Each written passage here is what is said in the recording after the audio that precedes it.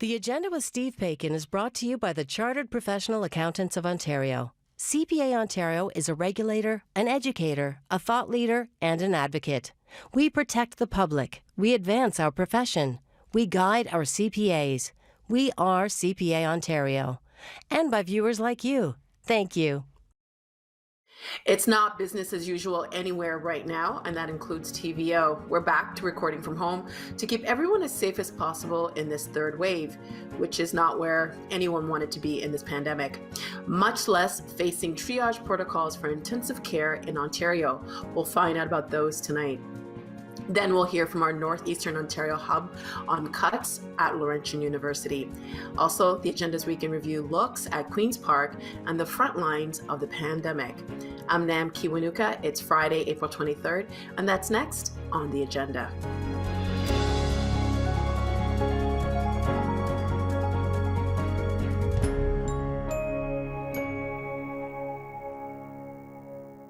The pandemic has stretched intensive care capacity in Ontario to its limits. So what happens now if need is greater than what the system can handle? With us on that in the provincial capital, Alison Thompson, Professor of Public Health Ethics in the Leslie Dam Faculty of Pharmacy, Dalla Lana School of Public Health, and Joint Centre for Bioethics at the University of Toronto. And Ross Upshur, head of the Division of Clinical Public Health at the University of Toronto and co-chair of the World Health Organization's Ethics and COVID-19 Working Group. Both are members of Ontario's Bioethics Table, which drafted an ethical framework for ICU triage in the province. Hello to you both. Good morning. Hello. This is a really difficult conversation to have. It's been a tough week here in Ontario, but I'm really happy to have your insights tonight.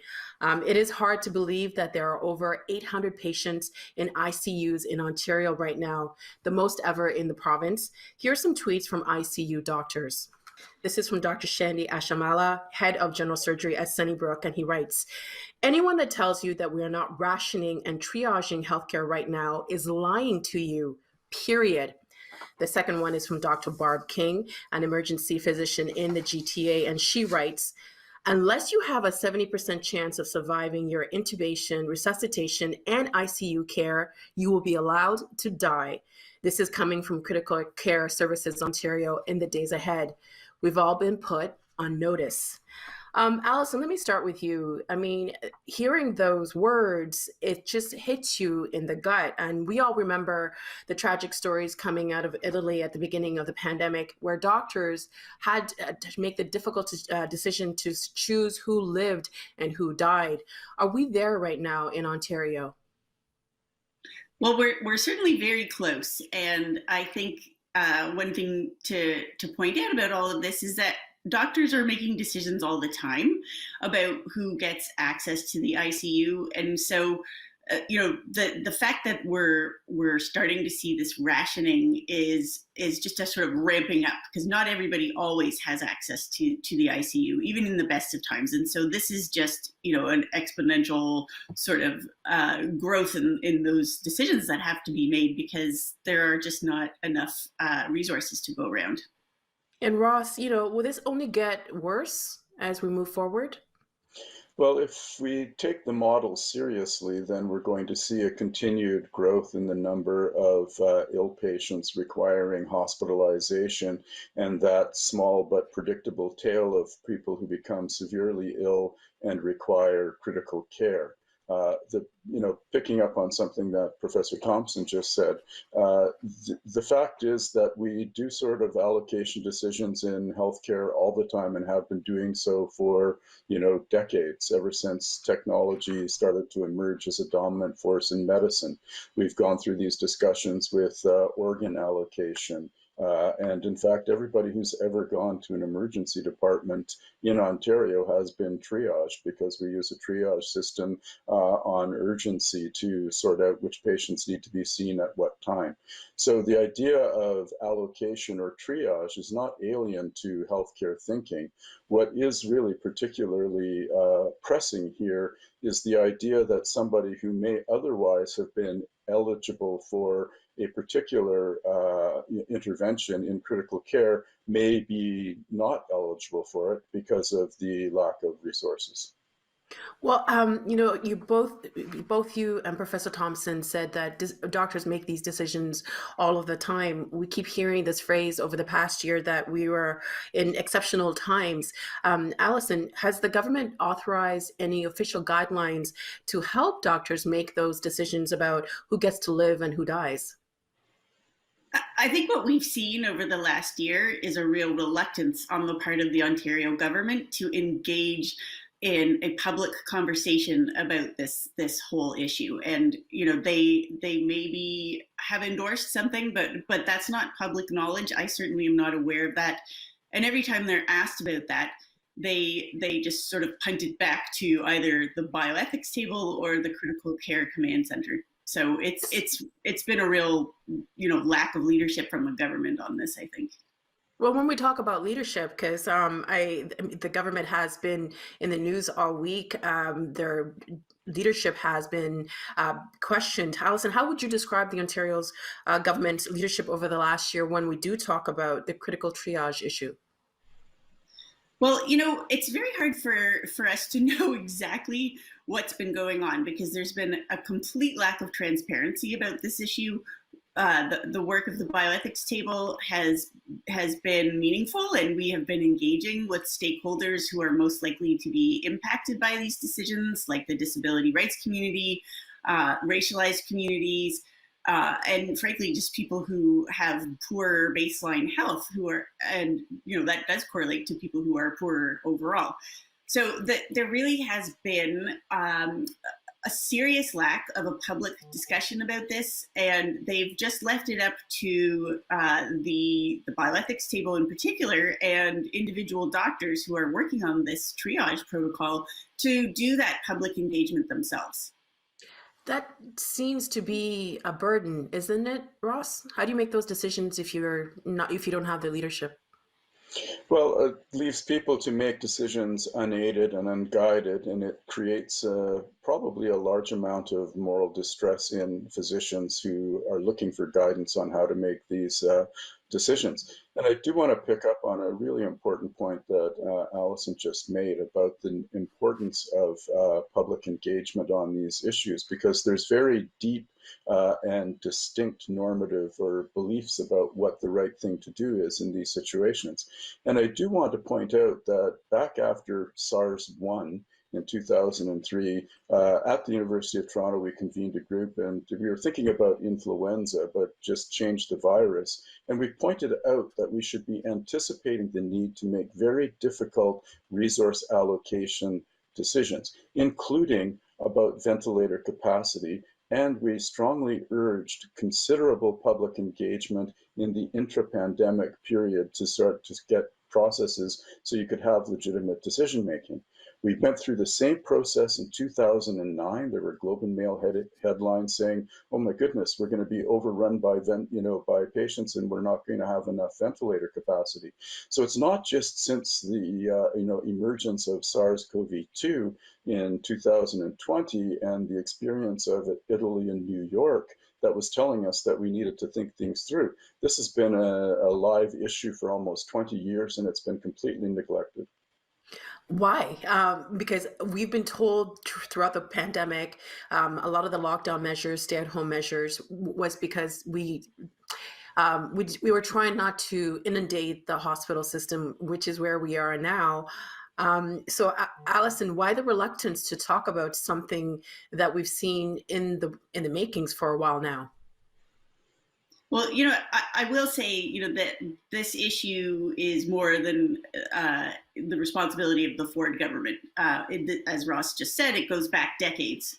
But I think Michael Warren, the critical care physician, put it best when he called this the nuclear football for the government. Nobody wants to talk about this publicly because it requires admitting that your ship is going down.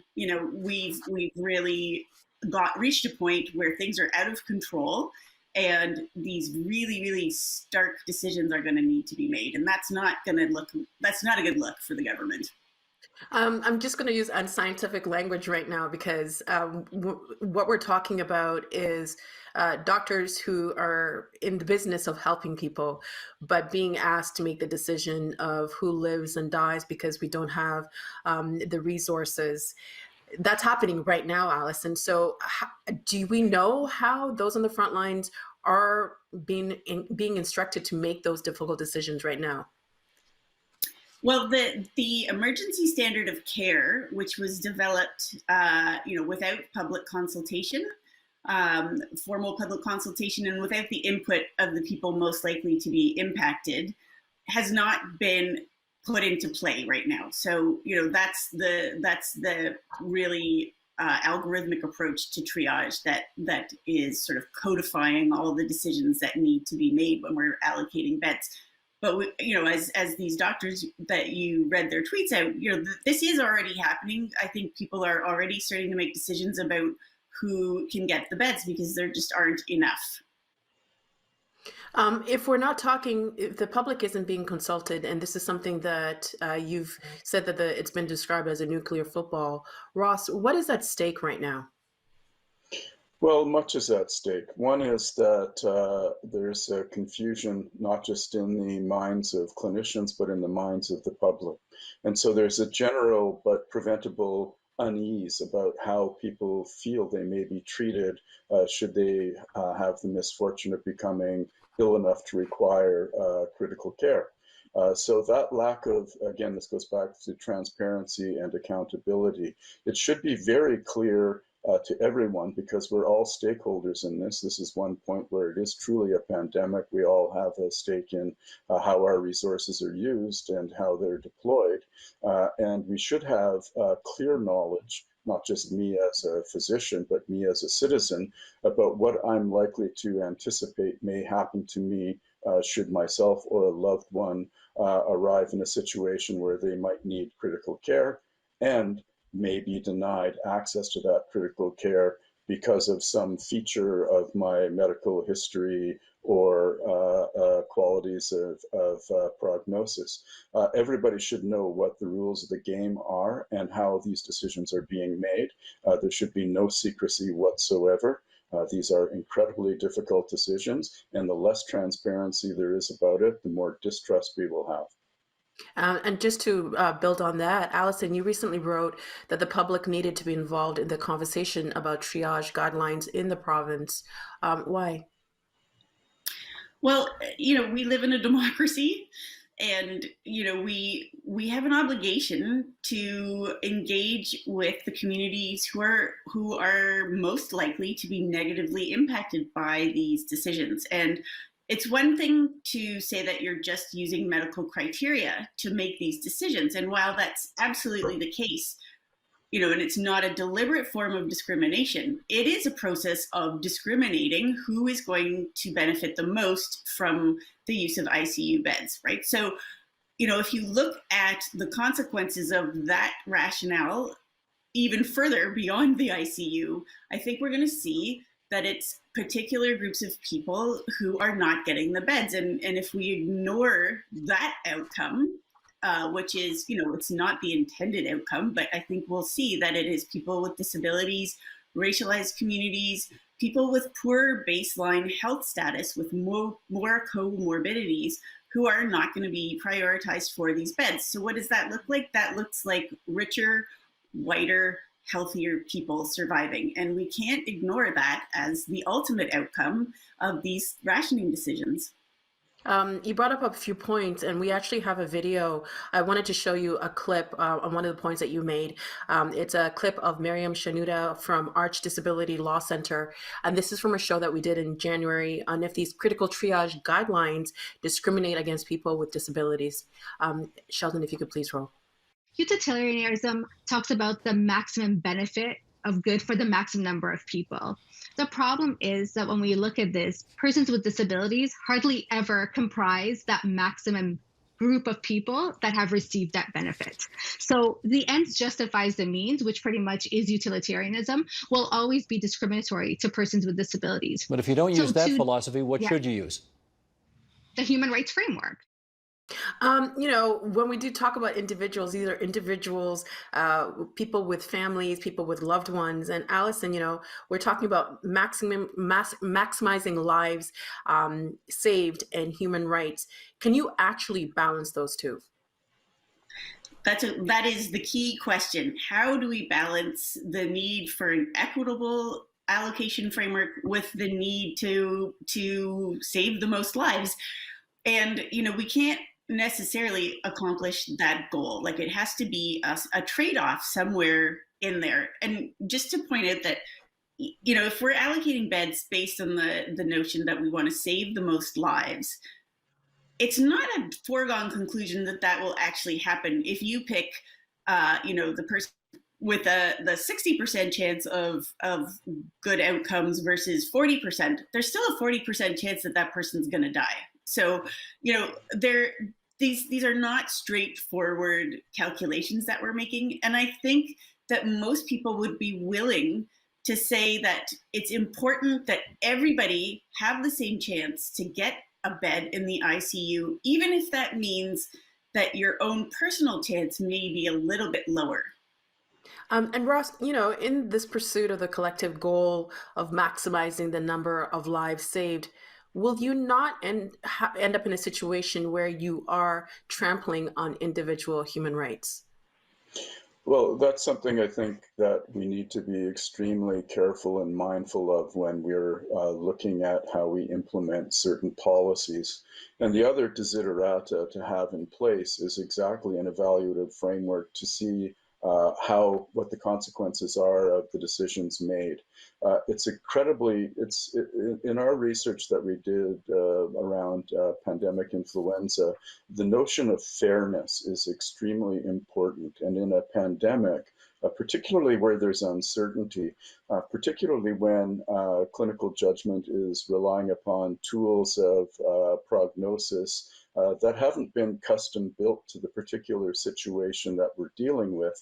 You need to, more fairness is important than less fairness, because there's going to be an accounting and a reckoning and, in the Canadian tradition, commissions of inquiry to look at and evaluate how well we have performed and whether we actually upheld the kind of principles and values that are enshrined, for example, in our Charter of Rights and Freedom, to the fullest extent possible in the extenuating circumstances that the pandemic placed upon us. So there is no formula. Quite clearly, there's no formula for a decision about who gets what, but we do need a deliberative space to sort of make a clear decision about how we're going to balance those competing values. In all situations, you want to, think that people are being fair and everybody is being considered the same. We are in a pandemic. Things are moving very fast. People are very stretched. Physicians are stretched. There's a lot of stress going around. Ross, do you think people in the province could be denied access to life-saving care because of a disability? Well, I would hope not. But again, so disability is a complex concept in and of itself. For example, in a lot of the discussions around using something called the clinical frailty score as a means of helping to sort out. So remember, we're talking about circumstances of extreme need, where you have 4 or 5 patients and maybe 1 bed. How are you going to make that differentiation? And so if you look at a lot of the proposed allocation formulas, they look at various clinical characteristics to try to make this differentiation. So you can say discrimination or differentiation. And the reason why disability becomes complex is because it's not a single one thing. There's a multiplicity of factors that go into whether somebody has a limitation of function. Some of that might be from a pre-existing condition. Some of that might be imposed by the current condition. Because remember, we're not talking just about people with COVID wanting access or requiring access to critical care, but across the board, all patients from whatever cause that may need to have access to critical care. So is it possible that disability in some form may play a role in informing clinical decision making? Perhaps, and that particularly relates to how the role of what are called activities of daily living and instrumental activities of daily living function in terms of assessing frailty, particularly in older adults.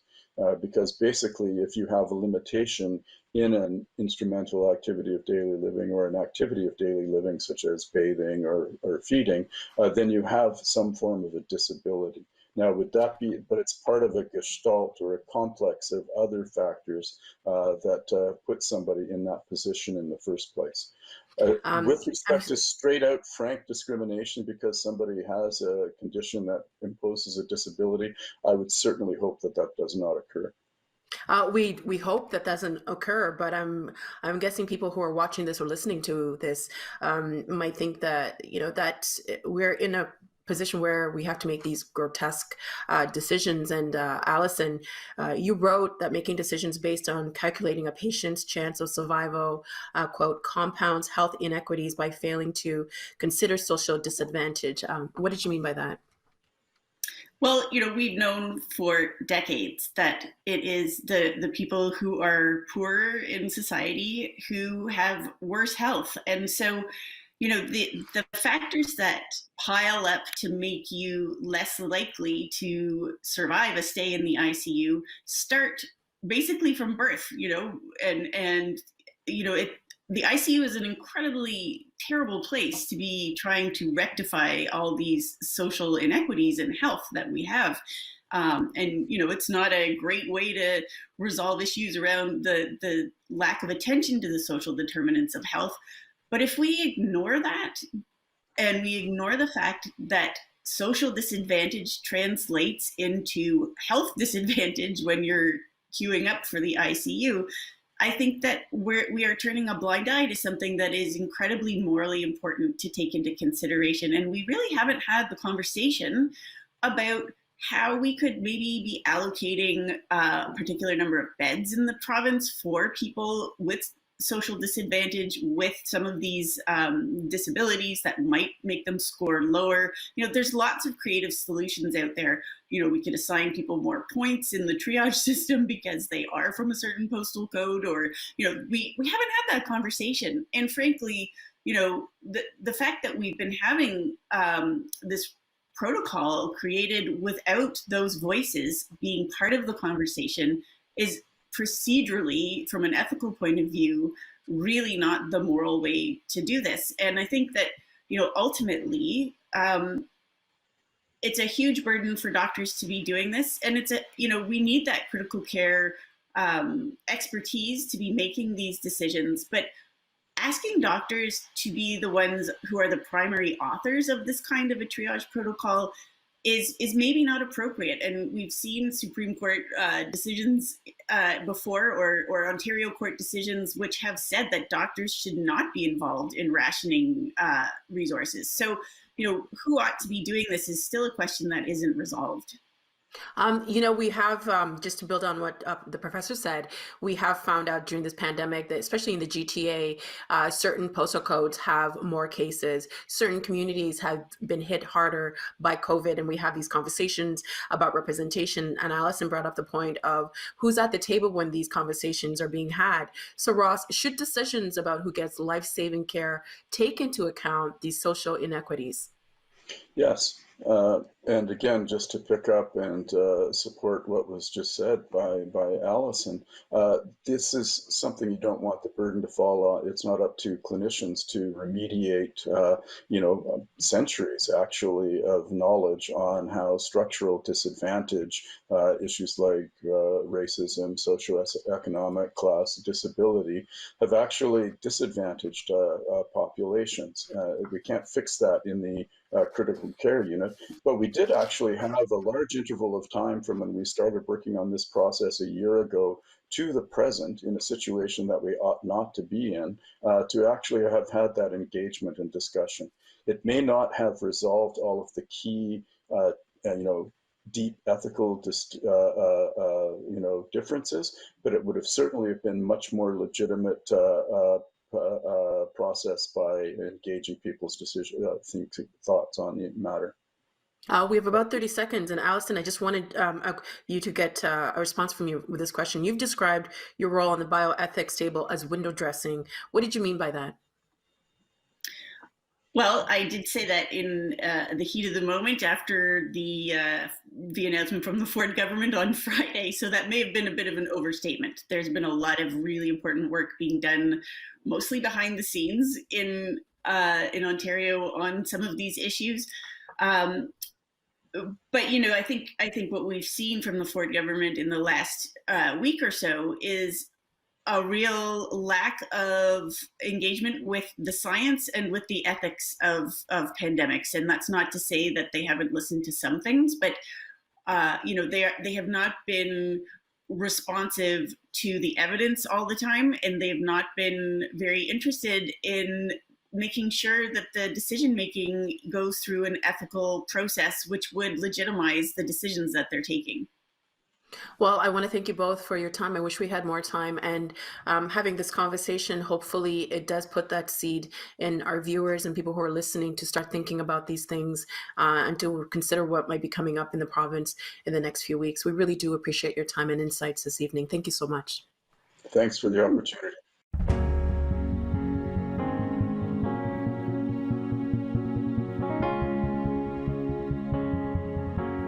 Layoffs and program closures at Laurentian University announced last week hit closest to home in Sudbury. Nick Dunne covers the Northeast from there for Ontario Hubs, and he joins us now. Welcome to the show. Thanks for having me, Jan. Now, Nick, you've been following the troubles of Laurentian for a while. Overall, what's your impression of how Sudbury is handling the news now that tangible cuts have been made? Yeah, it's a great question, Jan. The cuts have been very difficult, especially on the Laurentian community. I don't think I've spoken to a faculty member or a student who hasn't been in tears through this process. The uncertainty in February leading up to now, which is exam time, to figure out whether or not their program had been cut. As far as the larger community, it's been very difficult. Laurentian plays a pretty large economic role in the community. And in terms of Sudbury's greater kind of story, I know, anytime I go out and talk to people about Sudbury, they talk about the regreening efforts here that were done in the 70s and how key Laurentian was to that process. You could look at pictures of Sudbury, 20, 40 years ago, and it's just rubble and dust, and there was a lot of acid rain here. And it was Laurentian's environmental science program partnered with local leadership that really turned things around, and even the snow lab, a neutrino lab where Nobel Prize physics was won. Laurentian's physics programs have been cut, and they're no longer likely part of the research that goes on there. It's a world-renowned lab that Stephen Hawking has visited, and it's been a big loss for the community so far. Well, let's talk about the economic fallout. What does this exactly mean when we talk dollars and cents to the city? Yeah, so there's been local economists rather, who've talked about this. The Sudbury Star put out an article estimating it at around $100 million. And to break that down, I spoke with the president of the Northern Policy Institute, Charles Sertwill. And basically it runs down like this. With 110 faculty gone, with about a salary of about $150,000 a year, you're looking at $15 million of salary cut right there off the bat. The 5% pay cut to the remaining faculty is another at least $2 million. You think about students who might not be going to Laurentian anymore, fewer students, due to fewer programs. So that's a lot of spending power in bars, restaurants, nightclubs, cultural centers. Then the other thing you have to consider are spouses of faculty. So they're contributing with jobs to the local economy. If those professors, faculty, staff have to leave to find another job elsewhere, that's more money. So you're looking at least $20 million right there. Then there are the businesses that provide services to Sudbury, everything from food services, office supplies, your electricians, plumbers, everything there. We don't know what the cuts are there yet, but that'll have an impact. And then you think about, with all that salary gone, that trickles down into businesses, grocery stores, restaurants, et cetera, who then have to make their own cuts potentially to staff. And you can really see how that $20 million cascade significantly. And again, they've been talking about $100 to $150 million, but it's far bigger than those layoffs themselves at the very least. And we know that the university obviously serves a large population, not just the city of Greater Sudbury, but the larger region. Do we have an idea of the potential repercussions for the region at large? Yeah, so I mean, it's tough to say. I mean, really, the larger region does rely on Sudbury as an economic engine that kind of feeds these other communities. People rely on shopping here. It's hard to say the exact impacts, but this place is really the center for the Northeast and arguably Northern Ontario. So it certainly will have an impact, and the school really had a large domestic base in Northern Ontario. So those are a lot of students who might have to go significantly further away for their education, and retaining youth is a significant priority for all levels of government in Northern Ontario. Just keeping things economically going and keeping the population young and working. I want to pull a clip from this past Monday. Sébastien Lalonde, chairperson of the Canadian Federation of Students Ontario, had this to say on our show this week. Laurentian University was one of the few places where you could get a fully Francophone post-secondary education. And yet, as we've seen, that and Indigenous studies and Indigenous language programs are the very first things to be cut when we're seeing financial cutbacks. And that is a direct attack on the Francophone community, on the Indigenous communities, and especially for such a tricultural, not only university, but a tricultural community in Sudbury. Now, that was on Monday with Nam Kiwanuka. Sébastien Lalonde mentioned the tricultural mandate there. Do you think Laurentian has put that at risk? Well, more than half of the programs in French were cut, but there are 24 programs that remain to be taught in French. As far as the Indigenous Studies program, they're going to be replacing it seems, with what they call a program rooted in Indigenous perspectives.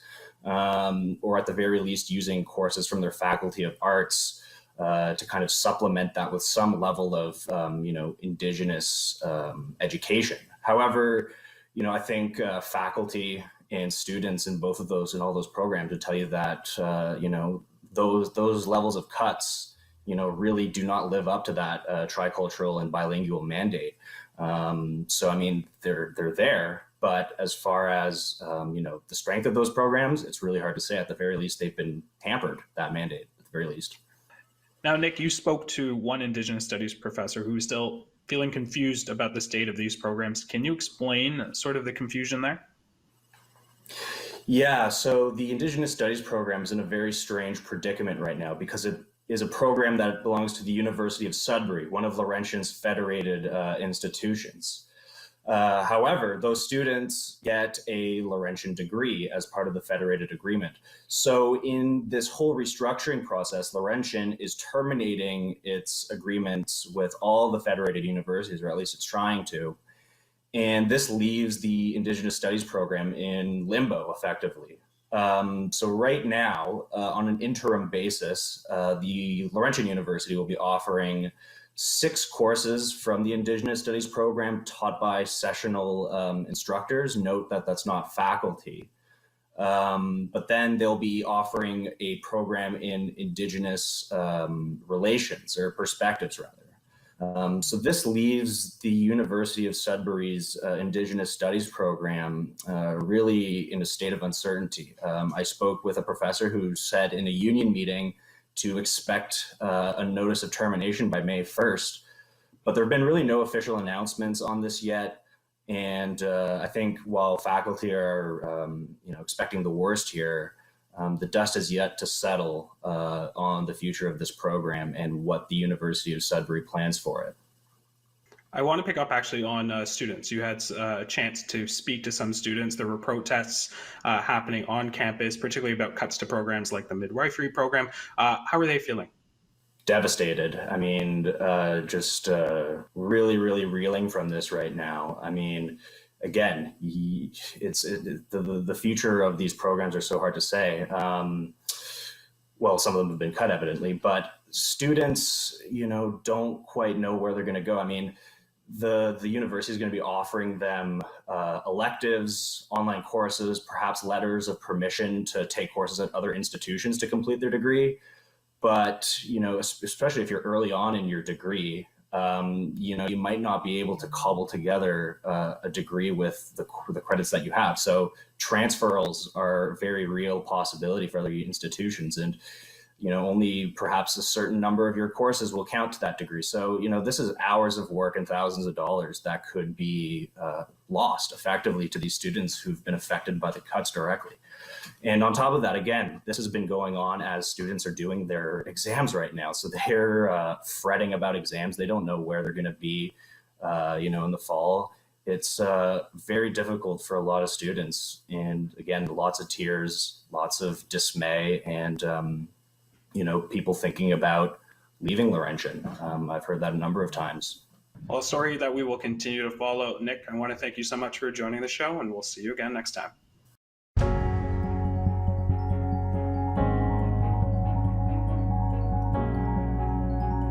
The agenda this week heard from women on the pandemic's front lines, discussed the National Childcare announcement, and learned more about Ontario's Black Caucus.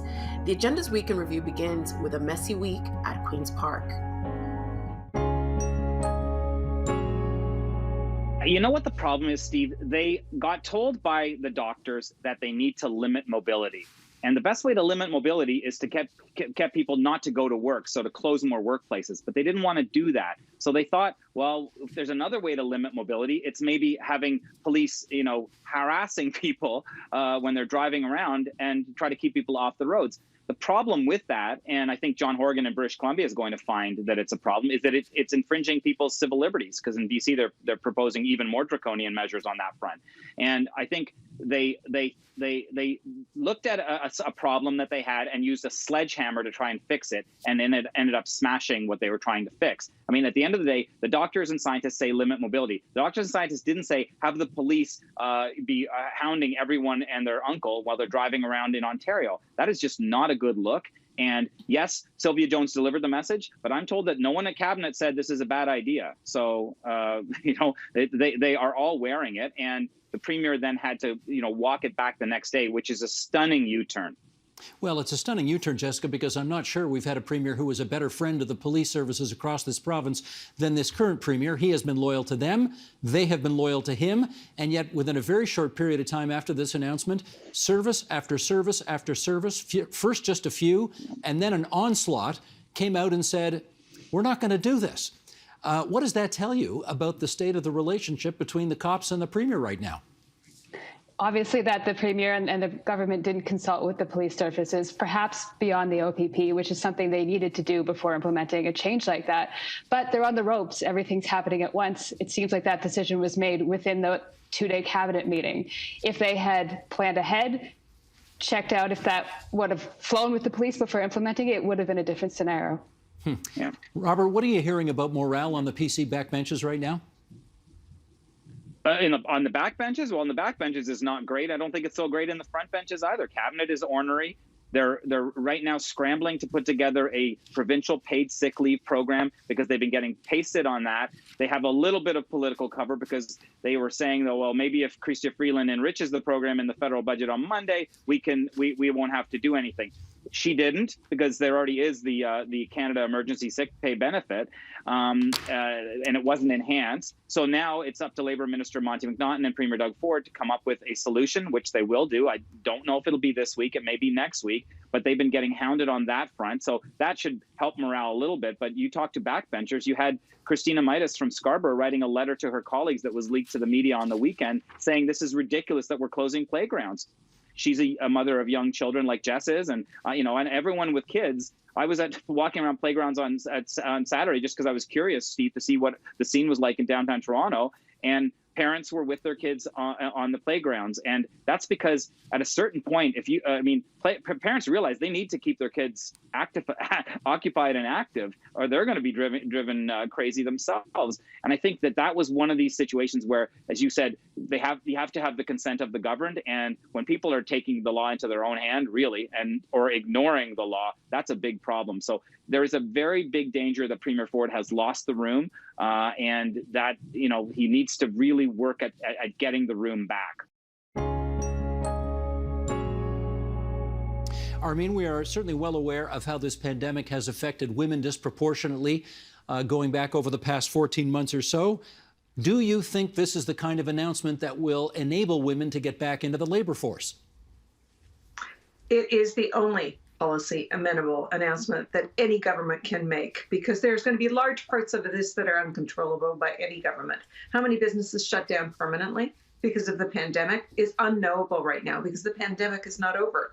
And we know that in last spring, particularly, we had the world's first ever she-cession, and it happened globally because the companies that shut down were marginal, non-essential businesses in personal services, in retail, in hospitality, in all the things that are just not essential to every day, but disproportionately higher low-paid workers who happen to disproportionately be women who are racialized, and recent immigrants and migrant workers. So those jobs may not be coming back, but the thing that will maximize the potential for things to get back to normal is to make sure we don't have built-in policy choke points in the system, so that women can accept work when it is offered to them and don't have to quit work because there's no childcare, and they can't keep going on indefinitely providing unpaid care at home and doing paid work. So this is the only policy amenable tool available to any level of government to assure we are maximizing our economic potential for recovery. Elena, let's do some of the math here. On average, how much does it cost to put a single child into childcare? It can depend really on where you are located in the province, but median fees in Ontario per day right now, median is for an infant space, $66, toddler, $54, preschool, $45, kindergarten school age, $42. So when we're looking at what was promised in this budget, $10 a day is a drastic and transformative reduction in the cost associated for families. So this will move Ontario forward and Canada forward in a big way in terms of economic justice and gender equity, really. And Kate, as you look at the landscape in Ontario right now, let's just focus on this province. Can you compare, please, the supply of childcare available with the demand of parents who want it? So pandemic is an important and interesting time. We've seen that the childcare sector has, in fact, been put into crisis in pandemic. We've seen childcare centers close over the last year. In Ontario alone, 138 centers have closed over the last year in pandemic. Childcare has never been more essential, but also has never been more fragile. So right now, there are actually centers in Ontario that no longer have waiting lists, and that's as a result of a number of variables. One of those variables is, as we're back in March 2020, if we think about it in terms of where we are in Ontario in this health crisis. You know, we have schools closed, we have parents being called or pushed out of the labor market again as a result of the sectors in which they work. So we're not in a period yet of recovery or moving to the other side. So right now we see that there are actually fewer enrollments in centers than there were pre-pandemic. And this is in part owing to the cost. Parents are making a calculation. If I have a school-age kid home, I'm not going to keep my other child in childcare and pay, you know, in Toronto, for example, $1,800 a month. But it's also owing to the kind of calculation that parents are doing around vectors of transmission and level of exposure of members of their households. So there is, outside of pandemic, a huge demand. We now are going to come out on the other side of this with reduced supply and a more precarious sector. So this investment right now is essential to getting us to the other side, to just returning us to whole where we were before the pandemic. And where we were before the pandemic was not a lot of spots for the number of kids who needed them. How was business at the workaround before the pandemic kicked in? We opened in the fall of 2018 and we closed in March 2020. So we were open only about 18 months, and I had served 846 families, 220 plus unique children. It was a profitable flex daytime childcare and co-working business when I was planning on opening new locations in 2020, actually. What prospects do you think you have for getting the business open, and when? It's really hard in Ontario and in Toronto in particular right now. I'm an indoor shared space with shared washrooms, shared kitchen facilities, and at the same time, daycare, which is so critically important for working parents. And so I'm optimistic by the federal budget childcare funding that gives me some hope that the business has some really amazing growth opportunities in the future. In the short term, I think we're going to be closed for a little while still. And I echo Kalisha, the number of bleaching we did and disinfecting and cleaning and spraying down door handles. I mean, I have 13,000 square feet and I laid all my staff off. It was me who was doing all of that. I just want to get back to doing that and serving as many families as soon as we can. We hope you get that chance. Loren, that's a woman-owned business that we've just heard from there. How did the pandemic, broadly speaking, affect female-owned businesses overall? Well, I think we're seeing a trend here, and that is that women have suffered more, and that certainly has been the case for women-owned businesses. They've faced higher challenges, partly because of the sectors that women entrepreneurs are more likely to, build a business in, which is hospitality, care, things that businesses that have borne the brunt of the closures. So I think it's across the board. We're seeing not only women employees, but certainly women entrepreneurs lose out. Loren, follow up with this if you would, because I know it cannot have escaped the attention of any of the people on this program tonight that Chrystia Freeland, the finance minister, announced yesterday a multi-year, multi-billion-dollar childcare program, with the idea being eventually to get to a $10 a day per child program. Imagine that program in place, Loren. What kind of a game changer is it? I think it's a huge game changer. It has the potential to be a huge game changer. Affordable childcare is something that women have been lobbying for decades. As I've said before, the pandemic hasn't created these problems, but it has exposed them and it's made them undeniable. And I think it's very undeniable now that we need affordable childcare. At the same time, women have to have jobs to return to. And we have to remember that as well. Childcare is only one piece of the puzzle to help women to get them back to work. Indeed. Birgit, how much of a challenge has childcare been for you? Oh, a lot. I've had to use babysitters as opposed to registering my daughter in a childcare center because I couldn't afford it, right? So, and I've lost income a lot of times because when my babysitter calls in sick, I have to stay home with my daughter. So yeah, it's an ongoing issue for me and for many of us on the front line. Now, women are greatly affected by this, yeah. Right. I think you mentioned earlier, you're down to 2 shifts a week now because of the whole situation you're in now. Can you make ends meet on 2 shifts a week? I can barely survive. I can barely just pay my bills, and that's about it. So how are you doing it? I don't know, 2 shifts a week, credit cards, right?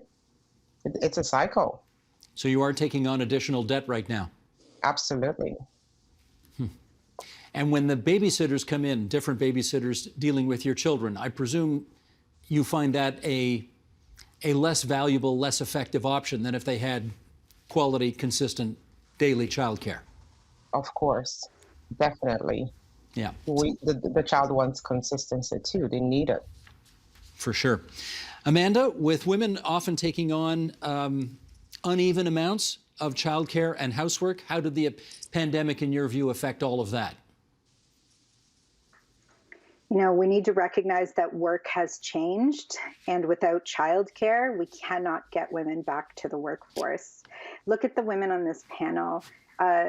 Full-time, Monday to Friday, center-based care is not going to serve the Saturday night grocery store worker, the ICU nurses who need overnight care, the entrepreneurs who I serve who might have a freelance graphic design contract for a few months but can't possibly commit to a full year. I think what I'm hopeful about with the childcare announcement is we recognize that we need to fund childcare. The next step is to recognize that the types of childcare that Canadians need is far more diverse than what's available right now. Now, we're just actually a few days past the actual second anniversary of the creation of the Black Caucus by the New Democrats at Queen's Park. And Laura May, let me get you back in here on this. Just give us some better understanding of why you thought there would be value in the creation of a so-called Black Caucus in the NDP party at Queen's Park. What did you hope it could achieve? So I think I have to answer that and take it a step back, because it wasn't actually the NDP that decided to form the Black Caucus. It was that we had a community meeting with Black leaders. Zinena Akande actually was with us on that day. And a number of people at that table were shocked that there were that many Black people in one party at that one time. And in that moment, a number of people kept saying, wow, it would be kind of neat if there was a Black Caucus. Wow, it would be really interesting to figure out how could you use this moment in history to do something to advance the needs and supports and advocacy for Black communities. And I actually remember Zinena at the very end sort of whispering in my ear, it would be kind of cool to have a Black Caucus, wouldn't it? And so we brought all of this We brought all of the information back to the leader of the official opposition, to Andrea Horwath. And I remember Andrea pulling me aside at one point before the actual decision was made. And she said to me, over the years, I've done a lot of work with Black communities. There's always sort of steps and ideas that we have on ways to structure supports for them, and rarely do they work in making real change. So I don't want to go this step unless there's a commitment that we're actually going to do the work. And so for me, that became a moment where I thought, okay, the Black Caucus can actually do something real, then I too would like to be part of the formation of the Black Caucus. Yeah, let me find out. Let me find out more about that from Zinena Akande. What tangible things did you think the creation of a Black Caucus at Queen's Park could actually achieve? I thought that it would be a collective voice speaking to affect the changes that were necessary for our communities. I remember way back when I was in government, and I was determined to get employment equity passed. I had to go and solicit among those within my party, none of whom were Black, to get support of 9 people to focus our whole attention on getting the caucus to support us in bringing that to the table. It was not easy. And because I was one voice, actually 2, because Gary Malkowski was there too, speaking to encourage all the others, even though we were the majority at that time. And so I thought how much easier that would be to have a group, a Black Caucus, to help to move the whole agenda along, and also to look at each issue from our point of view, to see, in fact, if we were omitted almost without having been considered. That would be extremely important, and I'm sure they'll do it. Gary Malkowski, if I recall, was the first ever deaf MPP in the Ontario legislature, and had somebody on the floor with him who would sign his questions and answers during question period. Alvin Curling, I'd like your view on the creation of this Black Caucus and whether you think it's a good idea. Well, let's say this. Let me take some of the glory out of Laura May. When Zinena Akande was there and doing her project, we had a Black Caucus. They named Alvin Curling and Zinena Akande, but we didn't meet. We met in mind, and it was kind of, as Zinena remember, putting our bills through how strategic it was, and I was even the critic, but I was asked to respond to some of the issues that of the day. And it was sort of rather skillful. And I want to say, let me commend Zanina Kandi for this, because I want to be forceful in a certain political way, but it wasn't working politically. But it was more as a social conscious move we have to make. And so when this is formed, I said, well, here we go. It doesn't matter, just like you asked the question before, but as long as we can focus on the issue, it doesn't matter what party it was. So I was delighted to hear that. All right, let me follow up with Jill Andrew on that. The idea of creating the Black Caucus, we have some understanding of that right now, but let's find out when the rubber actually hit the road, what you think it's been able to achieve over the past 2 years. Thank you, Steve. You know, I certainly think that we have worked hard to continue building trust in Black communities across Ontario, and that we have done that through several consultations on key issues impacting our community, everything from arts and culture to education to jobs and employment to the justice system, quote unquote, to the healthcare system, to housing. We have spoken, you know, with Black Ontarians to get their voice and to hear their voice and to have that considered in every piece of legislation that we have certainly as NDP put forth. Something else that we achieved that is very, very near and dear to my heart is we have brought hundreds of Black youth, of racialized youth to Queen's Park to literally walk in that building and to take stock of who's on the walls and who's not on the walls, who's in the seats and who's not in the seats, so they can recognize that Queen's Park is their house and that they too can one day be elected officials and create change in their community. That's just some of what we covered this week on The Agenda. For more, including the full conversations, you can visit our website, tvo.org, our YouTube channel at youtube.com/theagenda, or our Twitter feed, twitter.com/theagenda. And that's it for this Friday, April 23rd, 2021. Monday, we'll hear from Stephen Del Duca on his first year as leader of the Ontario Liberal Party. I'm Nam Kiwanuka. Thank you for watching TVO and for joining us online at tvo.org. Have a great weekend, and Steve will see you on Monday.